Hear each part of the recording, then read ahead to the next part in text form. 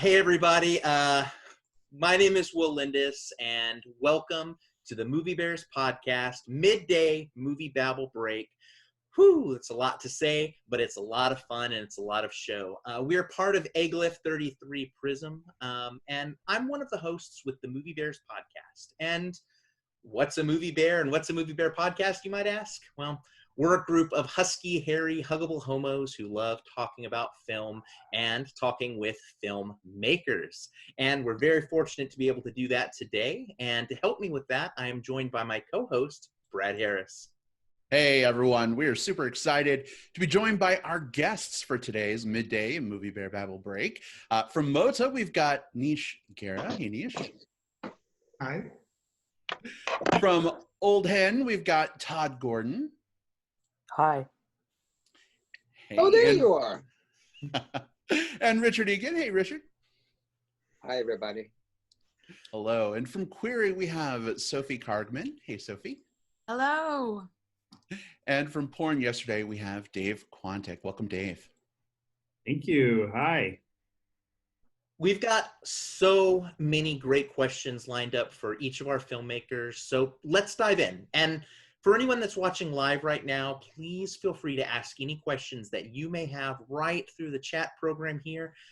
They'll get fed over to us, and we'll make sure the filmmakers get a chance to answer those questions. But let's start off with the film MOTTA. Nish, you're on deck first. Nish, you're the director of MOTTA, which is part of the Late Night and Sexy Shorts lineup. I found your exploration of rope play, of bondage, of shibari, all through the artistry of Fabio de Motta, to be almost like lyrical in its presentation. You used like very limited narration, a lot of swelling classical style music, and gorgeous cinematography to present this story. Can you tell us a little bit about why you chose this particular framing device for the story? Great. Thank you. Thank you for the kind words you said about the film, and really excited to be here. I think it was very clear to me from the beginning, when I started thinking about the film. In fact, to take a step back, when I first met Fabio, the artist who the film is about, I had a bonded session with him, and Fabio he's from Brazil, from Sao Paulo, and he doesn't speak a lot of English. He doesn't speak any English at all, actually. And so a lot of the communication that he and I had during the session was entirely nonverbal, and it was, energetic, and it was kind of all about, the role play and the aesthetic of his photography, after he does the role play. And so I think from the very beginning, it was a little bit obvious to me that this film has to kind of stand beyond the semantic world of, where we describe things in words.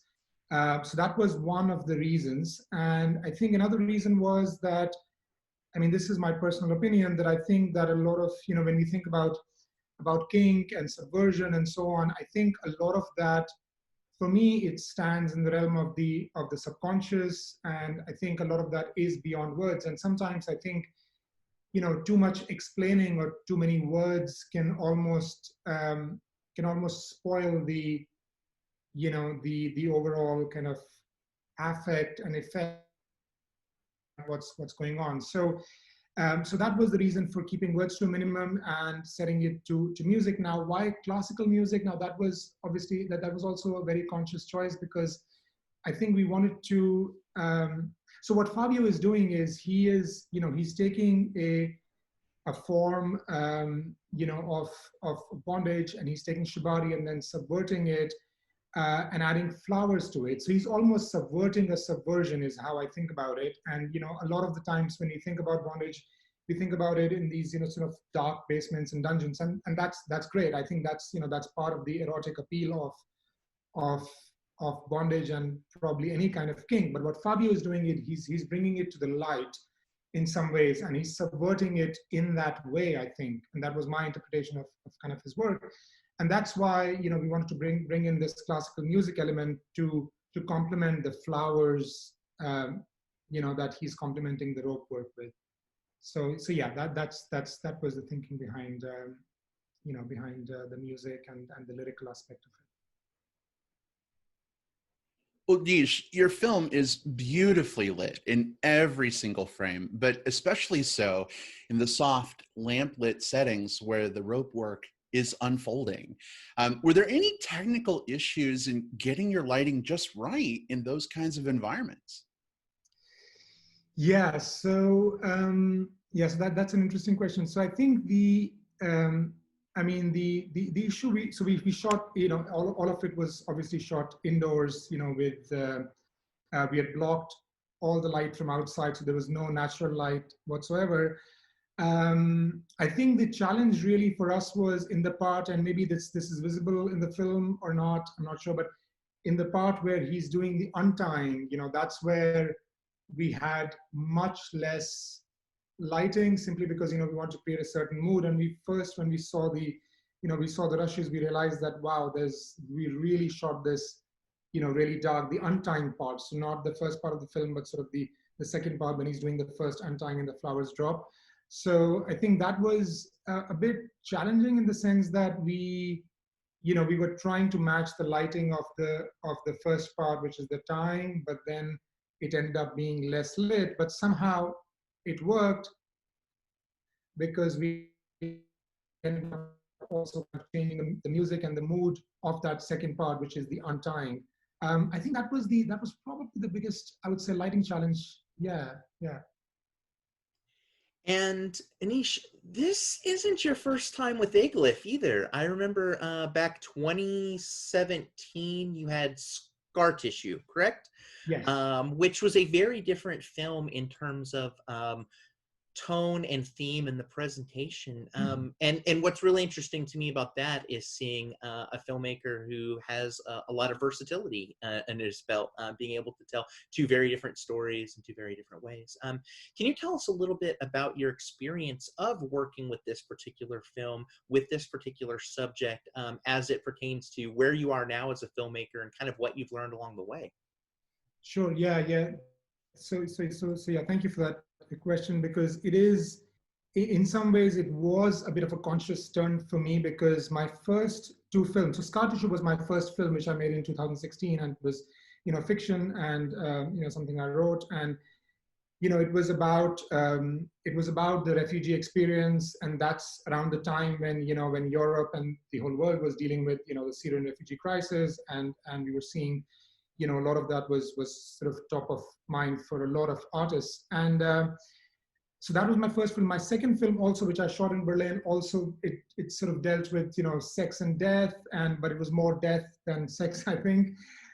And after those two films, I think I consciously wanted to move away a little bit from, especially after that Berlin film, I felt like I'm dealing with topics that are maybe a bit too sort of, dark, and I wanted to move to something that is, I don't want to say less political, because even with Fabio's work, right now the climate in Brazil and the work that he's doing right now, given what's going on in Brazil, it's extremely political, his work, but it's not as directly political as I guess Scar Tissue was, or the second film that I made in Berlin was.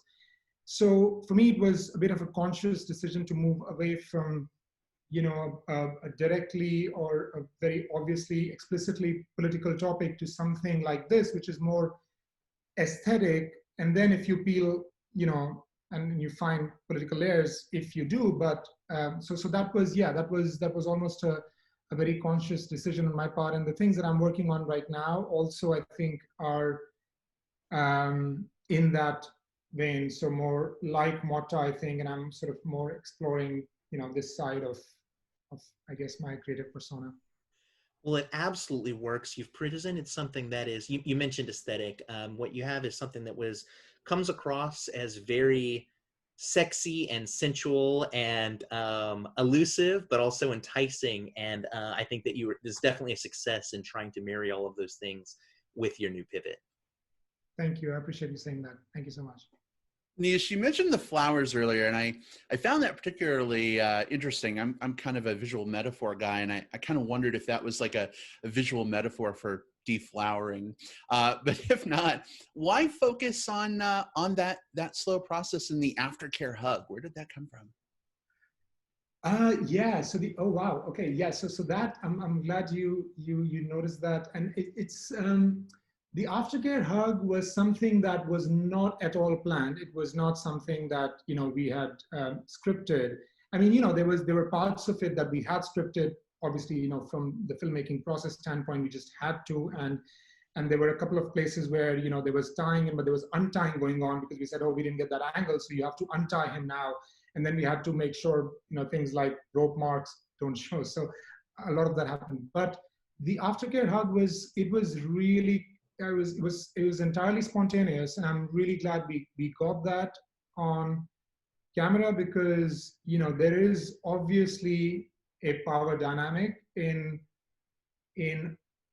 I don't want to say every kind of king, but at least in what was going on here, where where Stephen, who was our first model, and Sadiq, the second one, they're both being immobilized, by Fabio. So there is that, sort of power exchange going on, and to kind of have that, come back and sort of be sort of softened a bit in that aftercare hug. But that is, I mean, this is like post facto explanation because you asked this question, but this was not at all planned. But I'm so glad that it happened, and it speaks to, I think that both the involvement of Stephen and of Fabio, the artist, and the way they were involved really psychically in the process, that they just did that, and we are lucky that we got it on camera. Such a beautiful moment. I'm so glad you got it too. It was very sweet to see. Thank you. So for anyone that's watching right now, whether it be live or watching it after the fact, this particular recording, you can find MOTTA as part of the late night and sexy shorts lineup. Nish, thank you so much for sharing with us about this film. I do encourage everyone to watch it. I think whether you are someone who is familiar with rope play or whether you are someone who is a novice or maybe hasn't even explored it at all, I think there's a lot of beauty and a lot of artistry on display here that that our viewers should definitely check out. Thank you. We're going to shift gears now over to the short film Old Hen. Now, Old Hen is part of the Fiction Shorts #2 lineup. And that one is actually available on August 12th, I believe. You can check that one out then through the aGliff website or through Eventif. You'll be able to find it there. And we have two guests here with us, both director Todd Gordon and the star of it, Richard Egan. And I guess my first question is for you, Todd. This film follows Old Henry, who on screen is this cross-dressing character who's never really had the strength to dress in that particular style outside of a specific atmosphere. Like, very comfortable here, but when out in the public, it's there's some challenges, there's some issues, there's some fears involved. And I thought this was very, very fascinating because it shows sort of like the steps of that, that coming out process, which is not a binary, like a flip a switch binary thing, but it's transitional and it's in phases. Can you tell us a little bit about the genesis of the story, where it came to be, and why you felt it needed to be made? Sure. First of all, thank you for having me. Basically, in terms of the genesis, it started out, strangely enough, as a short about a man and a woman in an office who had been friends for many years, working together. There was no cross-dressing theme at all when I started out. It was just about the kind of cocoon situation in an office where two people felt very comfortable. It was based on a couple that I knew many years ago working in city government in New York, who had been working together for many years. And had a platonic relationship, but it was just wonderful, and it kind of brought light to a very dark, bureaucratic office. So I had that story, and it kind of lacked something. It lacked some kind of spark, I would say. And then kind of parallel to that, Richard Egan and I have had a friendship over many years, and we used to speak about cross-dressing often. Maybe I can turn it over to Richard in a minute to talk about that. And from that, I decided to layer on a cross-dressing theme on top of the kind of office bureaucracy theme. And it kind of enhanced, it made their relationship, Henry's and Dolores's relationship, more complex, more interesting. And it also brought to the fore the importance of friendship, particularly, I mean, it seems obvious, but friendship among older people, gender issues among older people, which aren't particularly covered in film. I mean, there are many exceptions, but, and so we, over a period of months, we kind of enhanced and changed the screenplay to incorporate the cross-dressing theme. And maybe Richard could briefly speak about the kind of stages that you might go through as a cross-dresser, if that's the right way to put it. Wow. Well, you know, in my case, I spent practically my entire life slowly coming out as a closeted, fearful, terrified cross-dresser, which certainly is typical of, let's say, my generation. I came out in a very old school organization that was ostensibly for heterosexual cross-dressers. It's not that they gave everybody a DNA test, but it was the same organization that was covered in Harvey Fierstein's recent play, a Broadway play, Casa Valentina, which is about a group of men who simply needed to cross-dress, and they went to this place in the Catskills where they could sort of relax and be themselves. So it was a long, drawn-out process for me. And so Todd and I had a long series of conversations about my process and my life and what that had been like. And he's really picked and chose some of the primo moments and things that were said and in this process, and distilled them into the story of Henry and Dolores. I thought, I was really thrilled to be able to do this. You know, people say, is this based on your life? Well, it is and it isn't. But the underlying feeling is very, very much the same. And I was really tickled to be able to be in a film in which a cross-dressing character was not a psychotic killer, an insane person, someone to be laughed at, or someone using cross-dressing to get ahead, such as in, let's say, Tootsie, for example. But it was simply about what it was. And so I'm really, really tickled with this piece of work and very, very proud of it. I'm so grateful to Todd for having taken his own work and sort of remolded it to make the film stronger and to bring out a story which really needed to be brought out. Richard, it's so beautiful and refreshing to see that play out. And I'm curious, as we watch the relationship between Henry and Dolores, it seems like there's an implication that there's maybe something beyond just friendship. Richard, in your mind, could you maybe talk a little bit about how you viewed that as part of your process? I have a lot of women friends. And for me, to be put in a situation where I have had a long relationship with somebody who I know really quite intimately, but that relationship did not go past here's an example. I'm a visual artist, and I've been involved with a woman who is my art partner. And we've been doing work together ever since 1978 or so. And she and I are like sisters in a way. Well, she's like my sister. And I would say in some way that is the way that I looked at Henry's relationship with Dolores, in that we almost you know, could do that prison yard joke thing about somebody telling jokes by calling out the number of the joke, and nobody laughs when somebody tries it. They say he doesn't know how to tell a joke. But that's the level of intimacy we had as far as I was concerned. Oddly enough,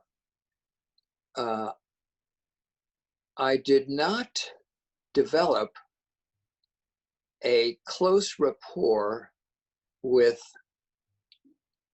oh my God, Todd, help me out here. I can't think of her name. Anne McDonough. Thank you. She's going to kill me if she sees this. I did not develop a close rapport with her. You know, sometimes actors who have, who need to portray an intimacy of almost any kind will play games and do things to sort of loosen up and become friendly. But we had a very short time in which to shoot. The film was shot in 3 days.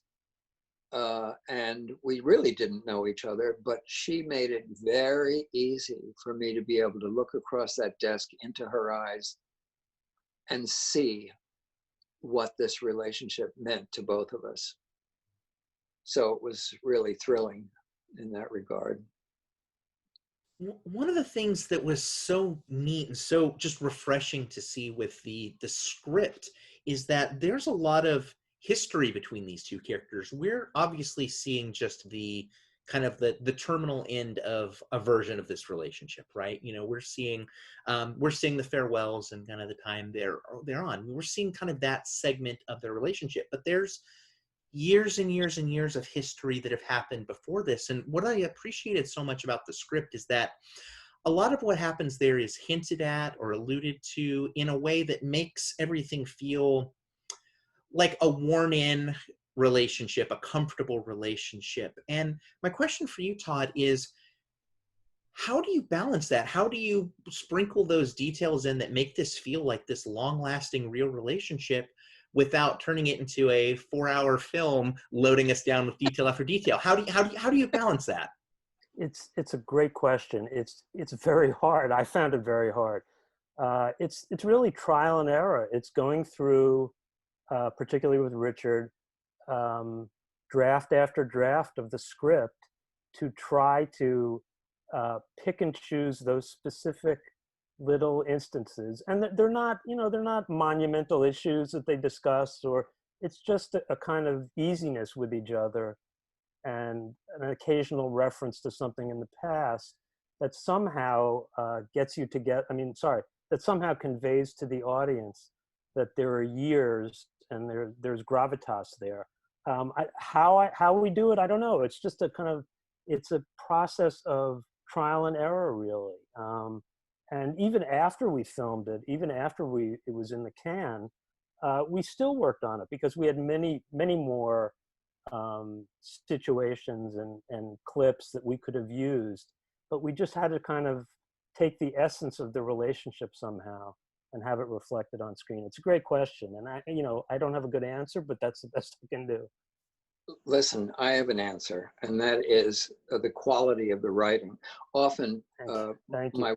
My wife and I will be watching TV, and the words are pouring out of the characters' mouths, and I want to say, he didn't have to say that. He didn't have to say that. Writers don't trust actors often. And that's when I think they overload their scripts with stuff that can be implied with a look. And that script gave me the opportunity to flesh out what was behind it all as an actor. So for me, it was a very gratifying experience as a working person, as an actor. Thank you. It's such a wonderful experience, and it's such a wonderful film. And again, you can find Old Hen as part of the Fiction Shorts 2 lineup, which is available through aGliff on August 12th. So please keep an eye out for that. And Todd, Richard, thank you both so much for your transparency and your candor today. Thank you. Next up, we're going to talk about the film Query, which is part of the Fiction Shorts #1 lineup. And we have director Sophie Kargman here with us. Hey, Sophie. Okay, Sophie, for a short film, for such a short film, this movie has a lot of star power crammed into its runtime.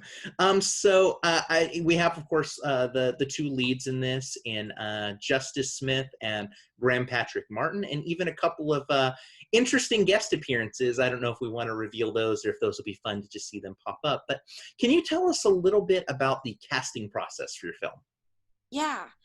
I actually, we myself and my writing partner, Ryan Farhudi, had Justice and Graham actually in mind when we wrote it. They're friends of ours, and the joy of having friends who you think are so brilliant that you can write for, and as you know, there's something really special about that. And I specifically had wanted to work with Justice and Graham for a long time, and they knew each other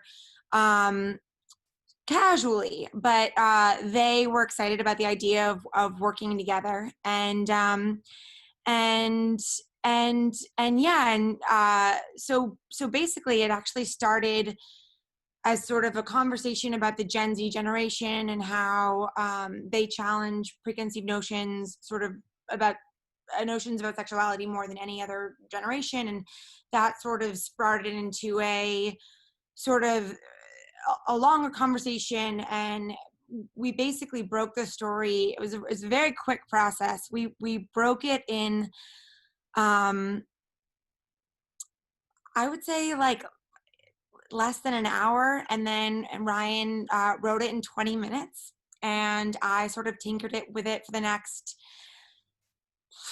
2 weeks, and then we were shooting exactly 2 weeks later from like the inception of the idea, and then we were picture locked 2 weeks later. So it was the entire process from sort of inception to picture lock was about a month and a day.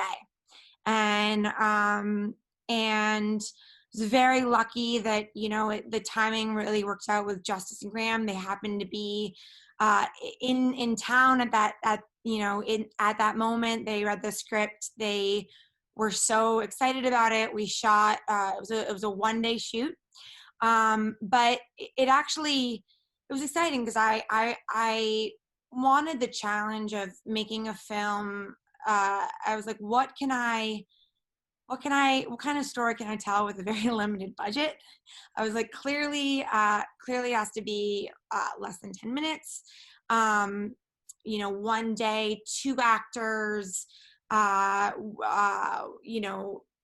one sort of conversation, a sort of a setup and a payoff. That was sort of those are the restrictions that I was sort of dealing with. And then from that birthed Query. But I find that it's, it can be very, restrictions can be very liberating in a strange way. And, my editor was about to go on to a big feature. She didn't have much time. And so because of that, it made me become very specific with what I wanted to film, very clear and direct about the vision I had for the film. I knew that I wasn't going to have any pickups or, reshoots. And so what you see is what you get. And so because of that, we knew what the edit of the film was going to be. And it was a very easy, the guest appearance. Should I ruin it? Should I ruin it for everyone? Or That's up to you. I had it in my notes to say who the other 2 actors in this were, and at the last minute I said, you know what? Wait, I'll wait and if Sophie feels like, if you feel like revealing that. If not, people can find out. It's there's a surprise sort of appearance from another more successful actor. I'll wait for everyone to sort of have that little surprise. But that sort of happened quite fortuitously, actually. 2 of the producers on the film, Nikki and Ashton, whose house we were filming at, knew sort of what they had sort of left during the day to let me have, you know, I had a small crew, but they were like, well, we'll let you do your thing. And they knew that after we broke for lunch, I was shooting the scene where the two boys are walking down the middle of the street, and it's reminiscent of a moment in Terrence Malick's Badlands, where the characters Kit and Holly, for any weird cinephiles out there, are just walking down the street. And what I loved about that moment is that there's like a tiny little moment in the background where this guy sort of walks across the frame.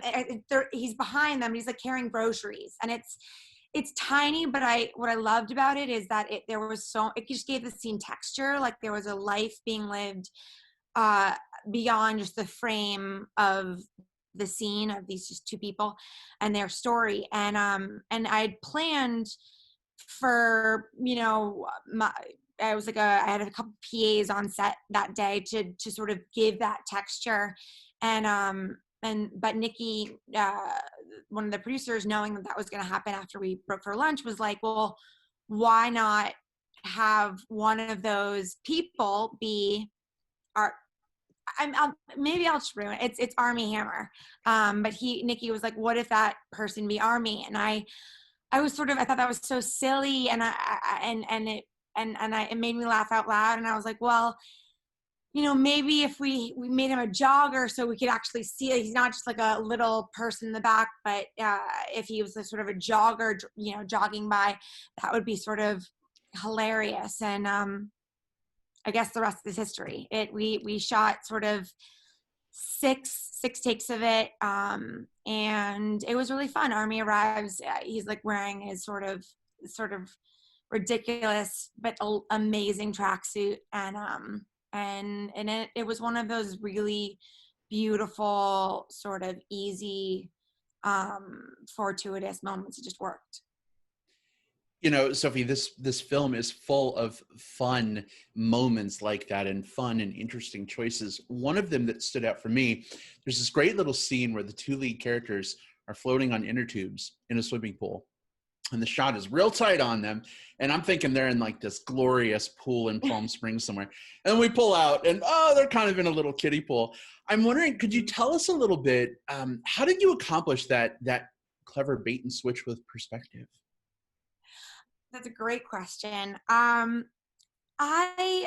It's so funny when in the sort of visualization of the script, and sort of being a fly on the wall, watching these two sort of bro-y young kids have this conversation over the course of a day, and you sort of see them pick up the conversation. You're sort of seeing them play video games and you know, eat cereal, and it's just so sort of this mundane. It's a mundane like Sunday, and you know, as many people do in LA, you know, I think pools are something that people have. However, if you're going to be in a pool, you're not at this age, you know, in the way that these sort of two young, you know, 20-year-olds are.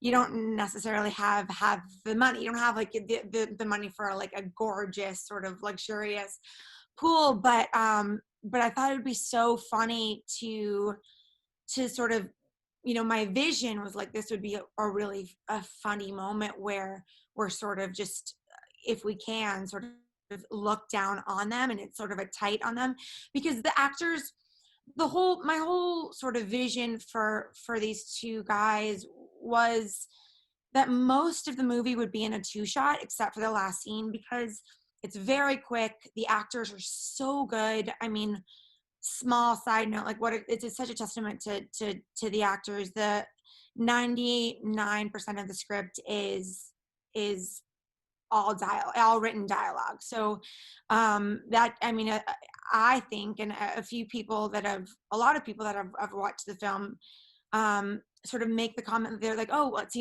seems improvised, and I say it's actually not at all improvised. That's just how good these two actors are. They're so and I was very lucky. I got a day of rehearsal with them prior to shooting, and I could see them sort of get to go through the blocking in the space, see the sort of the words come out of their mouths. And then I went home and sort of we tweaked the dialogue a little bit so that it really sort of captured their essence. You know, their essence. The one great thing about having people and knowing sort of the way they speak is you get to sort of write for them. But anyway, so back to the pool scene. I thought it would just be so funny knowing that I was going to shoot most every scene in a two shot, to sort of play it out on a tight, and then we slowly either pull out or you sort of you have that last sort of bait and switch or like sort of surprise moment, realizing that that's not at all what I thought that was. They're actually, of course, they would, knowing who these two like bros are, they would have a kiddie pool, you know, and that's like, it's just, it's that kind of funny because I never wanted the movie to take itself too seriously. I thought that, you know, my hope for it is that it was just a fun little jaunt, you know, but then at the end, there's something that actually was surprising and interesting and real. But, you know, with shorts, I find that sometimes people can, and I'm a victim of this too, but bite off more than they can chew. You know, you don't have the real estate for like a 90-minute film. And so in this specific case, I was like, well, maybe I want to tell sort of a moment, a slice of life, a moment, you know, a moment in time, and see how that plays out. You certainly did pull that off with Query, which again is part of the Fiction Shorts 1 lineup. Sophie, you've made something that is both fun and also has something very interesting to say, sort of packed into a very tight package. So people should 100% check that out. You can screen it right now as part of aGliff 33. So last but not least, I do want to turn my attention over to Dave Quantic, who is the director of Porn Yesterday, which is also part of the Late Night and Sexy Shorts lineup. This short is also a lot of fun. This features a lot of different LGBTQ people sharing their first and formative experiences with pornography. And what's interesting about this setup is, of course, you know, it shows each of the subjects sort of in isolation, talking about their experiences. Dave, can you tell us a little bit about the genesis of this project and also how you chose your subjects? Yeah, sure. Thank you. This film was first created as an entry for the Hump Film Festival, which is a porn-centric film festival that's produced here in Seattle and tours the nation after it debuts here. And each film cannot be longer than 5 minutes. And kind of like what Sophie was saying, like, I love limitations sometimes because I think it helps you focus in on what you want to say in a very short amount of time. And I have a history of making short films. So I kind of took on the challenge of making a short for Hump. Most of the films that are submitted for that festival are narrative and, you know, erotic and very sexy, but I knew I wanted to make a documentary and started to actually come up with a list of questions that were about a lot of different subjects, not just about porn. But after I interviewed 18 people, most of whom were just my friends, a couple were referred to me by friends. So once I asked them those questions, which were mostly about their sort of formative years of coming out and discovering their sexual preferences, the theme of porn emerged. And it just ended up aligning perfectly with the themes of the Hump Film Festival. And I just started to kind of only pull out those sections where people were talking about porn and when they first discovered porn and what the effect was that it had on them and their sort of formative sexual tastes and evolution of their sexual preferences. Dave, Jason Beam, in one of his confessionals, who's a very well-known face in the bear community, talks about looking at straight porn early on and blocking out the girls with pieces of paper. And what I found interesting was there was an accompanying graphic up on the screen, graphic being graphic, that sort of demonstrated Jason's technique. And it made me wonder, was there a line maybe that you set for yourself when it came to including actual porn in the film?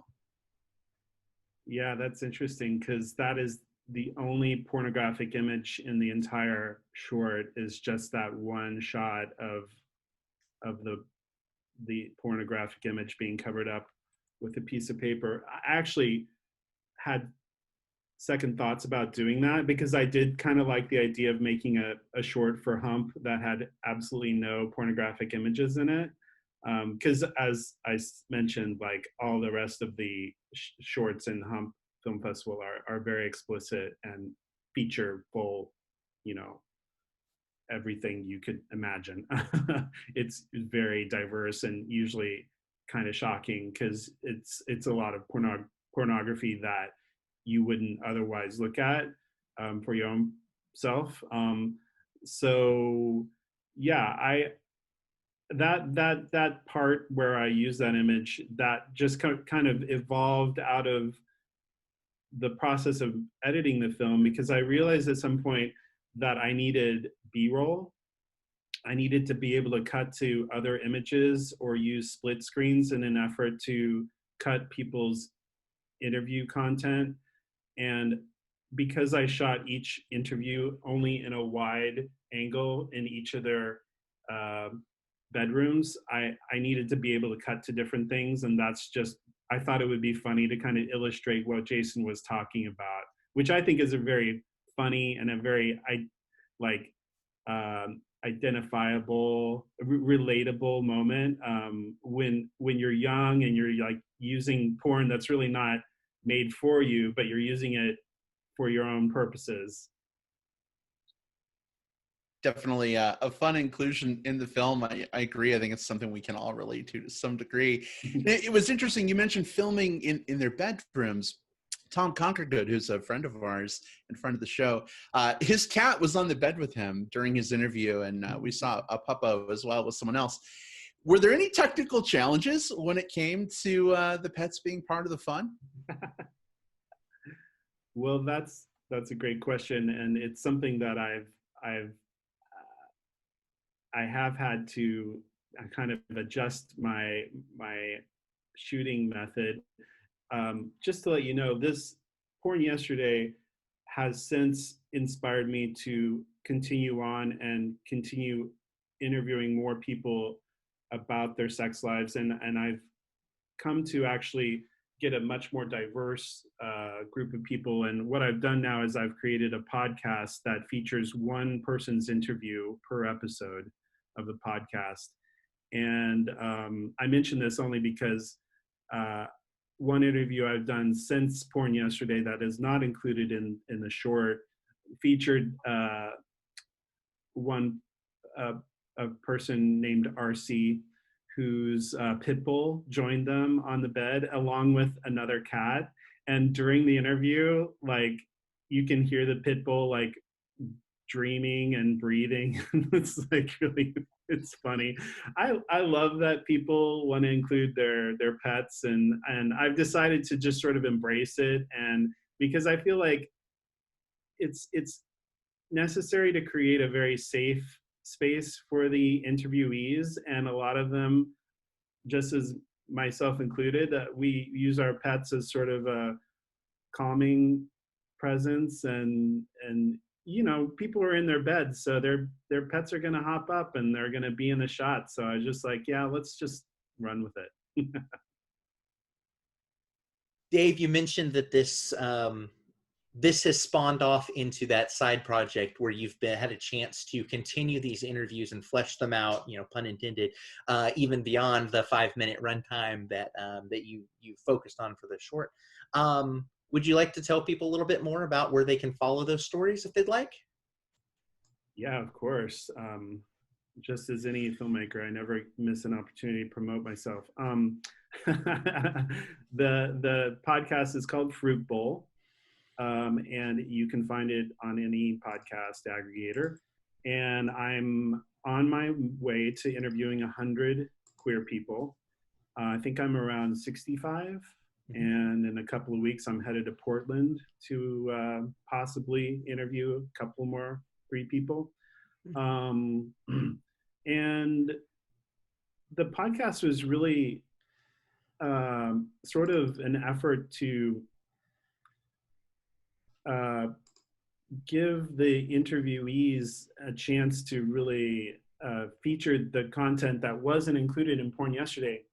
Because as I mentioned, I had a list of questions that really went into a lot of other different kinds of subjects and themes. And it was really disappointing to not be able to feature all of their different stories and such. And you can actually listen to Jason Beam's interview. It's in the first episode of the first season of Fruit Bowl. And he has a lot of amazing stories from growing up in Dallas.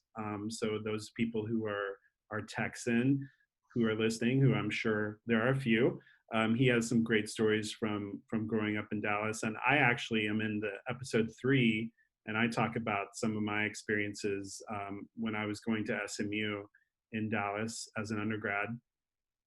But the second season, which just finished this last month, I'd also like to talk about, just because the interviews get a lot more detailed and expansive, because as I've been conducting interviews and working on the project for the last 2 years, 2 years now, I've increased the number of questions that I ask, and I've just personally become a better interviewer. So I think that the series has really evolved in an interesting way. Oh, and just to sort of describe what the podcast is like I'm an editor by trade. That's what I do for a living. So the episodes actually don't include me asking the questions. It's more of like a monologue with musical interludes between themes. So it's a very intimate sort of experience listening to people's stories and without interruption. It's called Fruit Bowl. That's wonderful. I have subscribed, and as everyone else should as well. And if anyone wants to check out Porn Yesterday, you can. It's part of the aGliff late night and sexy shorts lineup. You can go watch it right now, and I think that you absolutely should. So as we look to wrap up, again, I'd like to remind everyone that every single one of these films is part of the aGliff 33 Prism lineup. So check the event schedule, figure out which block it's in if you didn't hear me when I said them earlier. You can also catch us talking to more filmmakers all throughout the festival with our Movie Bears podcast midday and mid-morning Movie Babble breaks. Don't forget to check out moviebearspodcast.com for more film reviews from the Bear perspective. Hey, on behalf of the Movie Bears podcast and on behalf of aGliff, we'd like to thank each and every one of our guests today. And we also want to thank all of you who are watching and listening from home right now, because you're supporting the festival and you're supporting LGBTQ film. And that is so incredibly important. Thank you so much.